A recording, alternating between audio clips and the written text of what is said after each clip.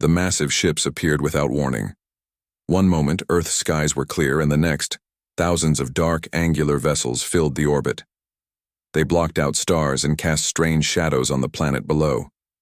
News of the alien fleet spread quickly across the globe. People stopped their daily lives to watch the skies, filled with both wonder and fear. Dr. Elena Reyes stood on the roof of the Global Defense Initiative headquarters, staring up at the armada through powerful binoculars. Unlike her colleagues, who watched with terror, Elena felt a burning curiosity. As the lead xenobiologist at GDI, she had spent her career preparing for this moment, the day humanity would finally meet aliens. But she never imagined first contact would look like this, an invasion force larger than all Earth's militaries combined. "Doctor, they're broadcasting something," said Captain James Chen, rushing to her side with a tablet. "It's being transmitted, on all frequencies." The message played across screens worldwide. A towering reptilian figure appeared, scales gleaming under harsh lights. Its vertical pupils narrowed as it spoke in a deep, rumbling voice that had been roughly translated into English. "People of Earth, I am Supreme War Master Kazoth of the Draconian Empire. Your planet now falls under our domain. You will surrender all resources and accept your place as our subjects within 48 hours, or we will cleanse your world for proper colonization. Resistance is pointless. 17 systems before yours have fallen. You will be the 18th. Phase. Transmission ended, leaving stunned silence across the planet. In the GDI war room, world leaders gathered virtually to discuss their options. The room buzzed with panic and despair. Military commanders presented their assessments. Earth's defenses were no match for the alien technology. Surrender seemed like the only option to avoid extinction. Elena sat quietly, reviewing data streaming in from Earth's orbital sensors. Something caught her attention: unusual energy readings from the alien ships. She zoomed in on the biological scans. "They're not just machines," she muttered. "There's something off about their biological signatures." While generals debated futile defense strategies, Elena slipped away to her lab. There she found her small team already working, analyzing whatever data they could gather on the visitors. "Dr. Reyes, look at this," said Dr. Hiroshi Tanaka, her most brilliant researcher. "The draconian ships are emitting waste gases. They're creating their own atmosphere inside those vessels." Helena studied the readings and felt a spark of hope light inside her. "They're maintaining a specific environment. Very specific." She turned to her team. "What if they need that environment to survive? What if Earth's atmosphere is problematic for them?" On the Draconian flagship, Supreme War Master Kazoth observed Earth with disdain. This small blue planet should have been trembling before his might. Instead, their primitive leaders were simply asking for time to organize their surrender. It made him suspicious. "Supreme War Master," his second-in-command approached. "Our scout ships report unusual readings when scanning the planet's atmosphere. It contains high levels of nitrogen and oxygen, along with countless microscopic organisms." Kazoth dismissed this with a wave of his clawed hand. "All conquest requires adaptation. Prepare the troops for landing. I want control of their major cities within hours of our deadline." Back at GDI headquarters, Elena worked frantically. Her team had gathered samples of Earth's most common bacteria and viruses, testing them against the biological materials they believed made up draconian physiology. Based on the waste gases from their ships, "This can't be right," she said, checking her results again. "According to these tests, even our most common microbes could be deadly to them. Our world is naturally toxic to their biology." Elena rushed to the war room, pushing past security. She interrupted a grim meeting where surrender terms were being discussed. "Don't surrender," she announced, breathless. "Earth itself is our defense. The Draconians can't survive here without extensive protection. Our atmosphere, our microbes, they're deadly to them." The room erupted in chaos. General Williams stood up. "Doctor, that's a pretty bold claim with aliens we've just met." "Bold, but supported by science," Elena replied, displaying her findings. "They're maintaining artificial environments in their ships for a reason. If they land in force, they'll be fighting not just us, but every microscopic organism on our planet. As the deadline approached, Elena convinced the world leaders to stall for time. Instead of surrendering, they requested face-to-face negotiations, buying precious hours for her team to confirm their theory. Unknown to them, aboard the Draconian ships, the first cases of mysterious illness were already spreading. Several crew members who had handled materials from Earth scans were reporting breathing difficulties and skin irritations. The mighty invasion force had encountered an enemy they never expected, Earth's invisible microscopic defenders. As Kazoth prepared his ground forces, he didn't realize that Earth's greatest weapons weren't its missiles or armies, but the countless, tiny organisms that had evolved alongside humans for millions of years. The invasion had already begun to fail, and the aliens didn't even know it yet. Supreme War Master Kazoth stood on the bridge of his flagship, puzzled by the humans' response. He expected terror, panic, or desperate attacks. Instead, the Earth leaders had requested negotiations and seemed almost calm. This was not how prey was supposed to act when faced with the galaxy's most feared predators. "Something is wrong," Kazoth said to his advisors. "They delay without purpose, scan their military bases again." The reports from the scout ships grew, stranger each hour. The atmospheric composition of Earth contained thousands of unknown biological particles. Equipment malfunctions increased when exposed to Earth's air samples. Scanner operators reported unusual readings that changed without explanation. "These humans are using some kind of biological warfare," Kazoth concluded, his scales flaring with anger.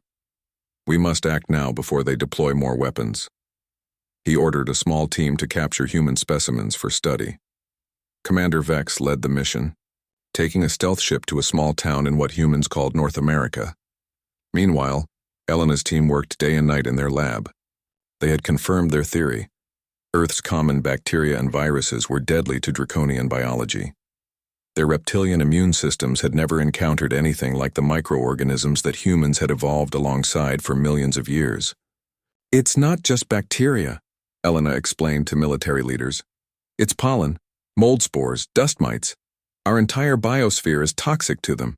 Even the oxygen levels in our atmosphere are higher than what their bodies can handle for long periods."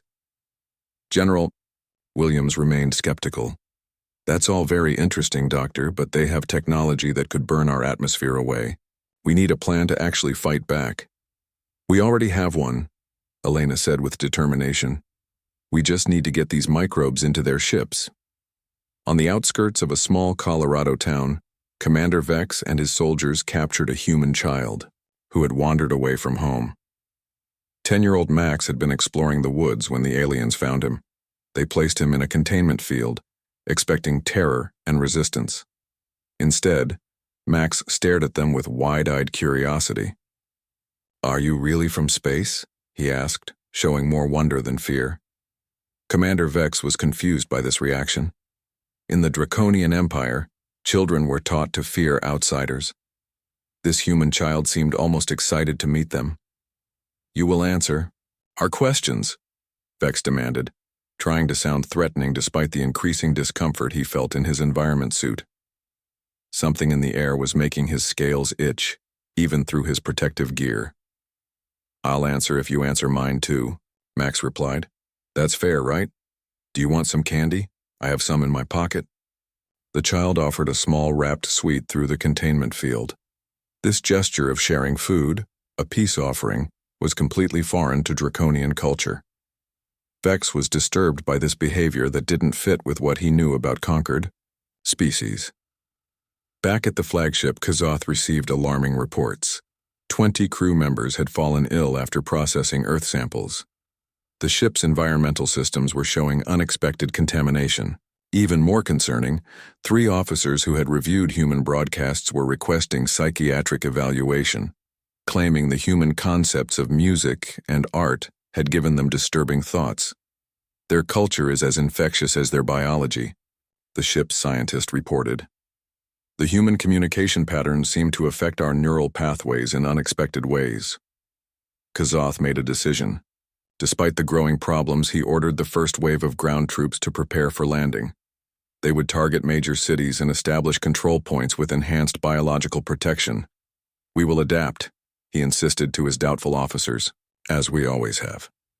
On Earth, Elena received news that the Draconians were preparing to land.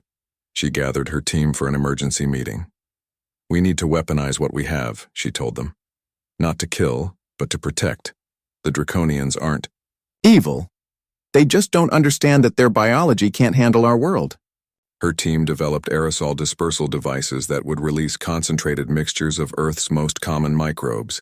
Nothing deadly to humans, but overwhelming to Draconian immune systems. Commander Vex's mission was going poorly. 2 of his soldiers had collapsed, their suits somehow compromised. The human child had been. Similar reports came in from landing sites in Tokyo, London, Moscow, and Beijing. Whatever was affecting the troops wasn't a human weapon. It was everywhere. At the GDI headquarters, Elena's team monitored the landings. They had expected this outcome, but were surprised by how quickly Earth's microbiome was affecting the invaders. It's happening faster than we predicted, Elena said, studying the data. Their environmental suits aren't designed to filter out particles as small as our microbes.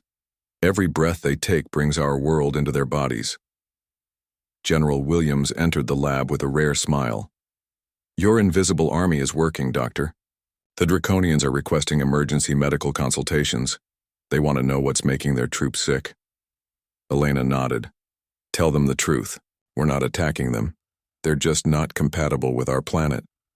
Aboard the flagship, Supreme War Master Kazoth received increasingly desperate reports. Landing forces were falling ill at alarming rates. Environmental systems on ships close to Earth were showing contamination. Even more disturbing, some crew members were displaying unusual behavior after studying human culture. Kazoth's chief scientist, Dr. Zarel, had been analyzing Earth's biosphere. She entered the command center with findings she couldn't keep secret any longer. Supreme War Master, I must report that Earth is naturally hostile to our biology, Zarel said, her voice low. The planet contains millions of microscopic organisms that evolved alongside humans. To them, these microbes are harmless or even beneficial. To us, they are deadly. Kazoth's eyes narrowed. You suggest we are being defeated by invisible particles? Not just that, Zarel continued, risking her position and possibly her life. Human culture contains concepts our minds struggle to process. Their art, music, and social structures promote individual thinking that disrupts our collective discipline. Kazoth slammed his fist on the control panel. Nonsense, we are Draconians, we adapt and conquer, increase the landing forces and improve their protective measures. But Dr. Zarel had brought evidence that couldn't be ignored. Screens showed Draconian soldiers removing their helmets, their minds affected by what humans called curiosity. Others were asking questions about human concepts like freedom and choice, ideas that undermined the strict Draconian hierarchy. On Earth, Elena received a message from a Draconian medical officer requesting help. Against the advice of military leaders, she agreed to meet with alien representatives at a neutral location. The meeting took place in a clear dome set up in Central Park. Elena entered alone, carrying only scientific equipment. 3 Draconians waited inside, their environmental suits more extensive than those of the regular troops. I am Dr. Elena Reyes, she introduced herself. I believe I can explain what's happening to your forces. The lead Draconian, Medical Director Srel, responded, with suspicion. You have deployed biological weapons against us. Elena shook her head. No weapons. This is simply our world. The microorganisms that live here evolved with us over millions of years. We coexist with them. Some even help keep us healthy. But your biology is different. She activated a holographic display showing microscopic images of common Earth bacteria, viruses, and fungal spores. These are everywhere, in our air, water, soil, and on our bodies. They're part of Earth's ecosystem. Your troops are getting sick because they're essentially aliens to our planet's biology. The Draconians studied the images with growing concern. One spoke quietly to another. The Supreme War Master must be informed that this planet is naturally toxic to us. Meanwhile, across landing sites worldwide, more draconian soldiers fell ill. Those who had spent the most time exposed to Earth's atmosphere began showing symptoms no draconian medicine could treat. Their ship's systems, designed to maintain sterile environments, were overwhelmed by Earth's rich biological diversity. Commander Drex in New York made a difficult decision. Against orders, he commanded his remaining healthy troops to return to their ships.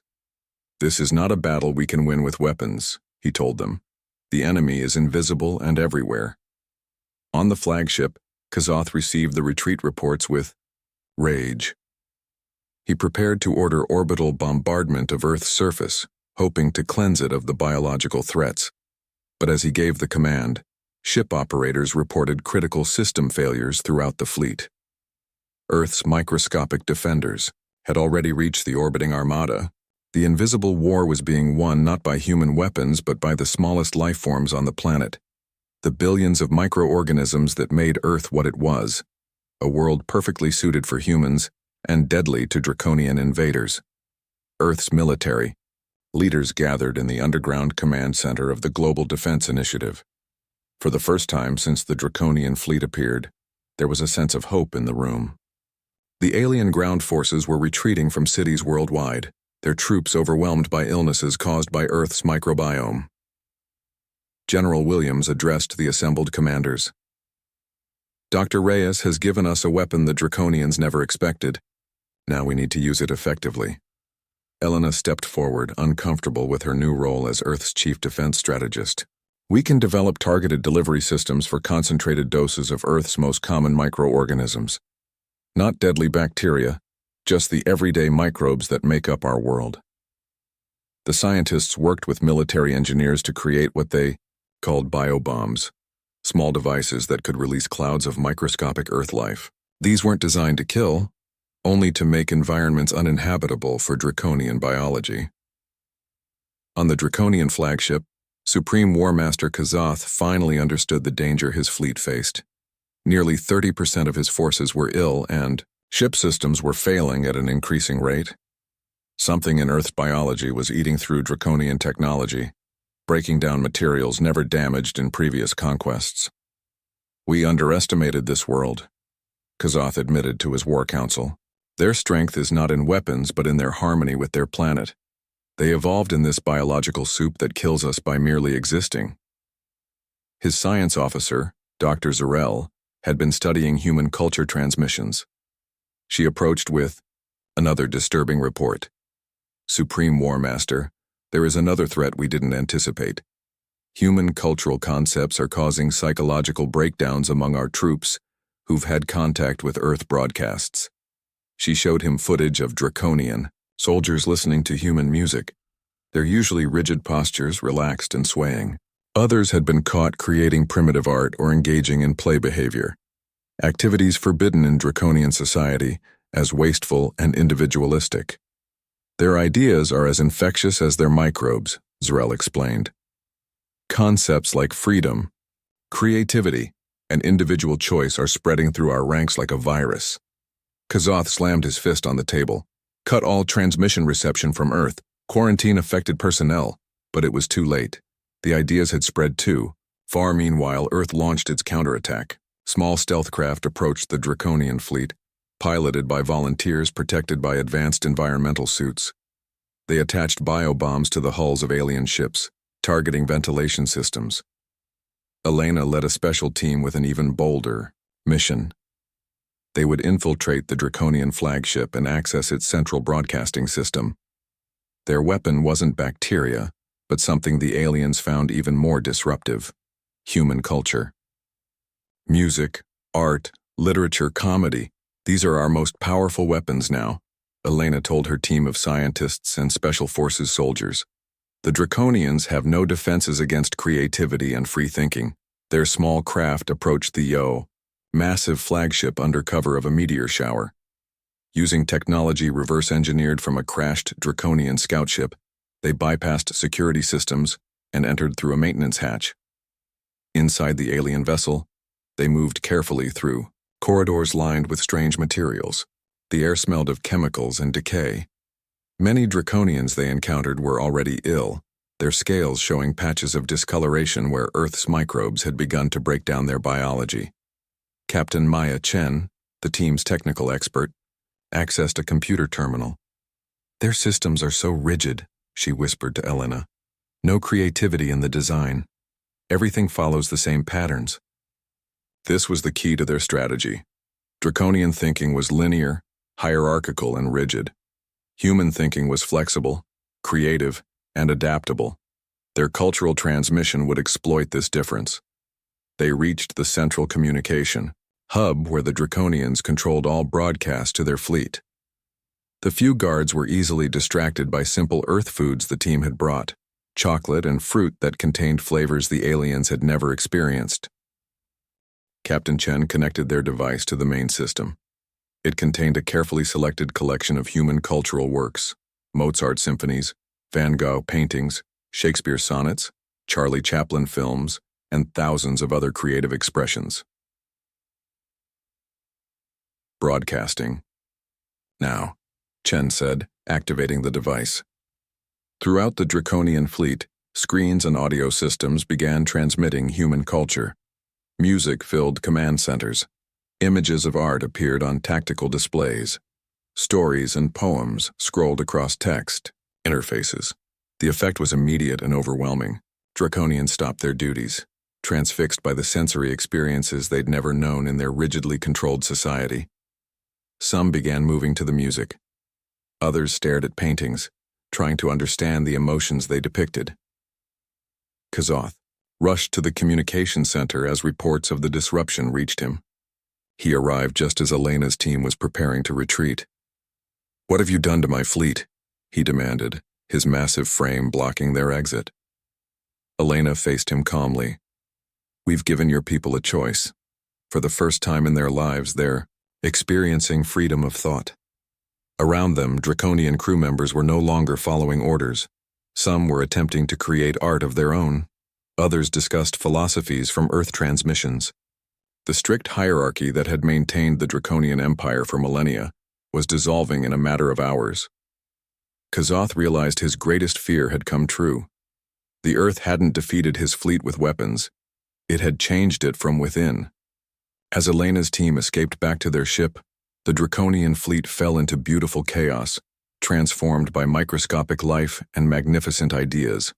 Alarms blared throughout the Draconian flagship as Supreme War Master Kazoth gave the order that no Draconian commander had ever given before: retreat.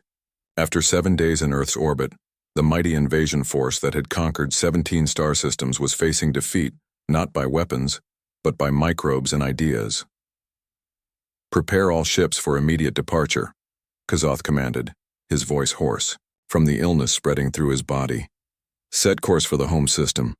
Engineers rushed to power up the hyperspace engines that would carry the fleet away from this deadly planet. But unknown to them, Earth's microscopic life forms had already infiltrated the most critical systems. The strange biological particles had worked their way into engine components, computer systems, and power cores. On Earth, Elena and her team monitored the Draconian fleet from GDI headquarters. Sensors showed unusual energy readings as thousands of ships prepared to jump to hyperspace simultaneously.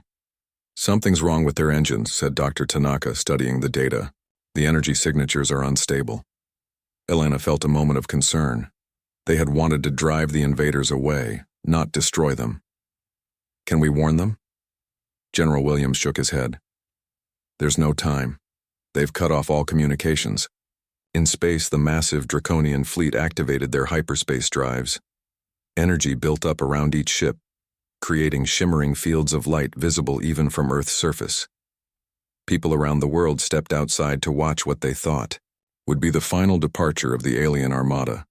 But instead of the expected flash of light as the ships entered hyperspace, something very different happened. The energy field surrounding each vessel began to pulse and distort. Colors shifted through impossible spectrums. Space itself seemed to bend around the fleet. On the flagship, Kazoth witnessed system after system fail. Warning alerts filled.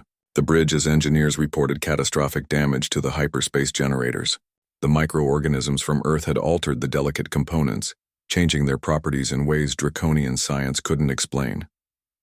"Abort jump," Kazoth ordered, but it was too late. The hyperspace sequence had already begun. In that moment, the Supreme War Master understood the true power of Earth. It wasn't just that the planet's biology was deadly to draconians. It was that Earth represented something the Empire had never encountered before. A world where life had evolved in countless diverse forms, creating complexity that draconian order could never overcome. The energy field surrounding the fleet collapsed inward. There was no explosion, no visible destruction. Instead, the ship simply vanished. One moment the sky was filled with thousands of alien vessels, and the next they were gone, not destroyed, but displaced into some unknown dimension or distant part of the universe. Only a handful of draconian ships remained, those that had been too damaged to activate their hyperspace drives or had deliberately disconnected them after receiving warnings about the malfunction. On Earth, people celebrated the departure of the invasion force. In cities around the world, crowds gathered in streets and parks, embracing and cheering under skies now clear of the alien threat. But few understood exactly what had happened or where the draconian fleet had gone. At GDI headquarters, Elena's team analyzed the final sensor readings from the fleet's disappearance. "They're not destroyed," Elena explained to world leaders in an emergency meeting. "The hyperspace malfunction created some kind of dimensional shift. They've been transported somewhere else, but we don't know where or if they can ever return." The days that followed, Earth authorities made contact with the remaining draconians. Most were scientists and medical personnel who had recognized the danger and chosen to stay behind rather than risk the hyperspace jump. Among them was Dr. Zrel, who had tried to warn Kazoth about the biological incompatibility with Earth. Elena met with Zrel at a special facility built to accommodate draconian biology. The alien scientist had been studying Earth's microbiome, with fascination rather than fear. "Your world is remarkable," Zrel told Elena. "In the 17 systems we conquered, we never encountered such biological diversity or cultural complexity." "What will happen to you now?" Elena asked. "Will the Empire send another fleet?" Zrel made a gesture that Elena had learned was the draconian equivalent of a headshake. "The Empire will mark this system as deadly and forbidden. The story will spread through the galaxy, the planet so dangerous that the mighty draconian fleet entered its orbit and was never seen again." In the months that followed, the remaining draconians became reluctant ambassadors to the stars. They helped humanity understand the wider galaxy and prepare for peaceful contact with other civilizations. Earth established a new organization dedicated to interstellar relations with Elena as its director. Research teams studied the strange energy patterns left behind by the vanished fleet, hoping to understand where they had gone and if they could ever return. But the mystery remained unsolved. On the anniversary of what became known as the Vanishing, Elena stood on the roof of the GDI building, looking up at the stars. The universe had proven larger and stranger than anyone had imagined. Earth's greatest weapons had not been bombs or missiles, but the invisible life forms that had evolved alongside humans for billions of years, and the creative spirit that had defined humanity's development. Somewhere in the cosmos, if they still existed, the draconian fleet served as a warning to any who might threaten Earth. This small blue planet defended itself in ways no invader could predict.